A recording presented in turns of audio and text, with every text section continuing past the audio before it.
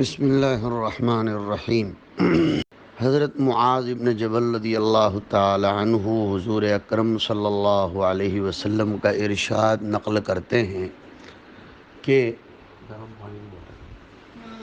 آخری زمانے میں ایسی قومیں ہوں گی جو اوپر سے تو خیر سگالی اور اچھے رشتے کو ظاہر کریں گی اور اندر سے ایک دوسرے کی دشمن ہوں گی۔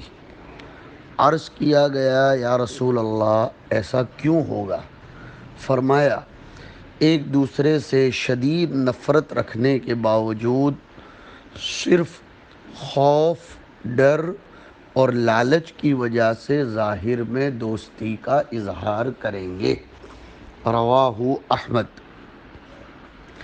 اس حدیث شریف میں آخری زمانے کی ایک نشانی بیان کی گئی ہے، وہ یہ کہ لوگ ظاہر میں تو دوست اور بھائی بھائی بنے ہوئے ہوں گے لیکن اندرونی طور پر دشمن ہوں گے، یعنی ظاہراً دوستی کا مظاہرہ اور حقیقت میں دشمنی، دل میں بغض و نفرت، عداوت و حقد۔ صحابہ کرام نے فرمایا یا رسول اللہ ایسا کیوں ہوگا؟ یعنی لوگ ایسا کیوں کریں گے؟ حضور نے وجہ بیان فرمائی کہ اس کی وجہ یا تو یہ ہوگی کہ ایک دوسرے سے لالچ رکھیں گے، اس لیے دل میں بغض و عداوت ہونے کے باوجود محبت اور دوستی ظاہر کرنا پڑے گی تاکہ اس کی وجہ سے کچھ مال و دولت وہ دے دے، یا اس لیے ایسا کریں گے کہ ایک دوسرے کا خوف ہوگا کہ ہم دشمنی ظاہر کریں گے تو کہیں ہمارے خلاف کارروائی نہ ہو جائے۔ محض دنیاوی حرص و لالچ اور خوف و ڈر کی بنا پر یہ ظاہری دوستی ہوگی، ورنہ حقیقت کے لحاظ سے دیکھا جائے تو دل میں دشمنی ہی دشمنی ہوگی۔ اس زمانے میں ایک دوسرے کے تعلقات پر بھی اعتماد نہیں ہے، کوئی کسی کے ساتھ دل سے تو ملنے کو تیار نہیں ہے۔ یہ سب باتیں اس روایت میں ذکر کر دی گئیں۔ اور ایک روایت سنیے، حضرت کعب بن عیاض رضی اللہ تعالیٰ عنہ فرماتے ہیں کہ میں نے رسول اقدس صلی اللہ علیہ وسلم سے سنا، ہر امت کے لیے ایک فتنہ ہے اور میری امت کا خاص فتنہ مال ہے۔ رواہ الترمذی۔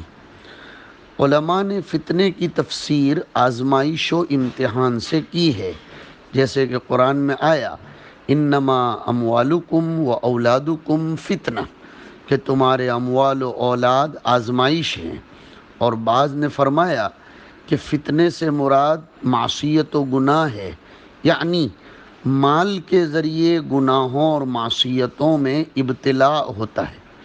اب آئیے حدیث شریف کے مطلب کی طرف۔ ہر امت کو کسی نہ کسی طرح کا فتنہ پیش آیا، میری امت کے لیے مال کو آزمائش و امتحان کا ذریعہ بنایا گیا، لہٰذا اگر وہ مال کو اللہ کی نعمت سمجھ کر اس کا شکر کرتی اور اس کے حکم کے مطابق خرچ کرتی ہے تو کامیاب ہوگی، اور اگر محض اپنی محنت و قابلیت کا نتیجہ سمجھ کر منمانی کرے گی اور حرام و حلال کی تمیز کے بغیر بٹورے گی اور اس کے خرچ کرنے میں شریعت کے احکام سے غفلت برتے گی تو ناکام ہوگی۔ یہ ہے آزمائش ہونے کا مطلب۔ دوسرا مطلب یہ ہے کہ ہر امت کسی نہ کسی گناہ میں مبتلا ہو کر ہلاک ہوئی ہے، میری امت کا گناہ میں ابتلا مال کی وجہ سے ہوگا کہ وہ مال کی محبت میں گرفتار ہو کر اچھے برے کی تمیز کھو دے گی اور حرام و حلال ہر چیز اختیار کرتی رہے گی اور گمراہ ہو جائے گی۔ اب ہم بتلاتے ہیں مالی فتنے کی شکلیں۔ نمبر 1، مالی فتنہ کبھی اس شکل میں ظاہر ہوتا ہے کہ مال کے حاصل کرنے میں حرام و حلال کی تمیز نہ رہے۔ نمبر 2، مال کے حاصل کرنے میں حد تجاوزی ہو، جس سے دیگر شرعی احکامات میں فتور واقع ہو، نمازوں کی بھی خبر نہ رہے، حقوق واجبہ کی ادائیگی کی اور اولاد کی تربیت کی فکر نہ رہے وغیرہ۔ نمبر 3، مال کی محبت اتنی ہو جائے کہ پھر وہ ہر چیز پر غالب ہو۔ نمبر 4، مال کے خرچ کرنے میں اچھے اور برے مصرف کا خیال نہ ہو۔ نمبر 5، حرام کاموں کے لیے مال کو خرچ کرنا۔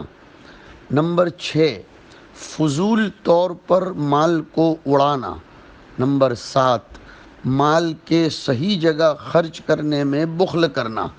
نمبر 8، مال سے حقوق اللہ اور حقوق العباد ادا نہ کرنا، مثلا زکوٰۃ و صدقات کی ادائیگی میں کوتاہی کرنا، ماں باپ، بیوی بچوں اور دیگر رشتہ داروں کے حقوق مالیہ ادا کرنے میں کوتاہی کرنا، مسکینوں اور غریبوں وغیرہ کو دینے میں پہلو تہی کرنا وغیرہ۔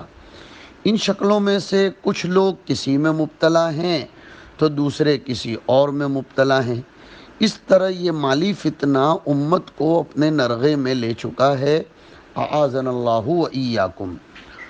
اور ایک حدیث شریف سنیے، حضرت عباس رضی اللہ تعالیٰ عنہ سے روایت ہے کہ حضور اکرم صلی اللہ علیہ وسلم نے ارشاد فرمایا، یہ دین یہاں تک پھیلے گا کہ سمندر تک پہنچ جائے گا، جہاد فی سبیل اللہ کے لیے بر و بحر میں گھوڑے دوڑائے جائیں گے۔ اس کے بعد ایسے گروہ آئیں گے جو قرآن مجید پڑھ لینے کے بعد کہیں گے، ہم نے قرآن تو پڑھ لیا، اب ہم سے بڑا قاری کون ہو سکتا ہے، ہم سے بڑھ کر بڑا عالم کون ہوگا۔ پھر حضور نے صحابہ کی طرف متوجہ ہو کر فرمایا، تمہارا کیا خیال ہے کہ ان میں ذرا بھی خیر ہوگی؟ صحابہ نے عرض کیا، نہیں۔ فرمایا، مگر ایسے لوگ بھی تم مسلمانوں ہی میں شمار ہوں گے، ایسے لوگ بھی اسی امت میں ہوں گے، لیکن یہ لوگ دوزخ کی آگ کا ایندھن ہوں گے۔ رواہ البزار فی مسندہ۔ اس حدیث میں حضور نے اولاً تو خوشخبری سنائی کہ دین سمندروں تک پھیل جائے گا، یعنی سمندر پار کے ملکوں میں بھی پہنچ جائے گا، اور دین کی حفاظت و اشاعت کے لیے اللہ کے راستے میں گھوڑے دوڑائے جائیں گے۔ جیسا کہ علامہ اقبال فرماتے ہیں، محفل کون و مقام سحر و شام پھرے، محفل کون و مقام سحر و شام پھرے، میں توحید کو لے کر صفت جام پھرے، کوہ میں دشت میں لے کر تیرا پیغام پھرے، اور معلوم ہے تجھ کو کبھی ناکام پھرے، دشت تو دشت ہیں دریا بھی نہ چھوڑے ہم نے، بحر ظلمات میں دوڑا دیے گھوڑے ہم نے۔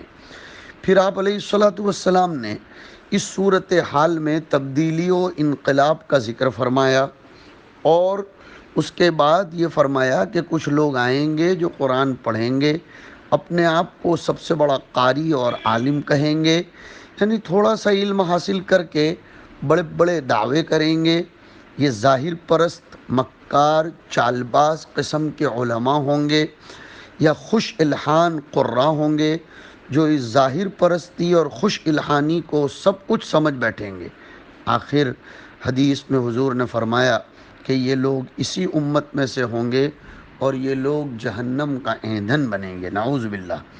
اس حدیث شریف میں بڑی اہم اور قابل غور بات یہ ہے کہ حضور نے سب سے پہلے تو اسلام کی ترقیات و فتوحات کا ذکر کیا، پھر کچھ علماء و قراء کا ذکر کیا جو خود پسندی یا انانیت میں مبتلا ہوں گے، اور اس گروہ کو اس طور پر ذکر کیا جس سے اندازہ ہوتا ہے کہ اسلام کی ترقیات اور فتوحات میں یہی لوگ رکاوٹ ہیں، کیونکہ اس گروہ کو آپ نے اسلام کی ترقی کا ذکر کرنے کے بعد بطور تقابل کے پیش کیا۔